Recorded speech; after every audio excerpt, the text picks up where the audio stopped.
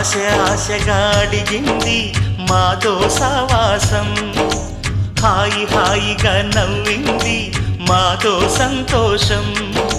మధురమైన మమకారం మా ఇంటి పేరు అంటే, మనసు మీటు అనురాగం మా మాట తీరు అంటే, బతుకంటే ఎంత బాగుంటుందా అనుకోదా లోకం. ఇటువంటి వింత తను చూసిందా అనుకోదా స్వర్గం. సరే పమాగరే సరే సరే సా. ఆశ ఆశగా అడిగింది మాతో సావాసం, హాయి హాయిగా నవ్వింది మాతో సంతోషం.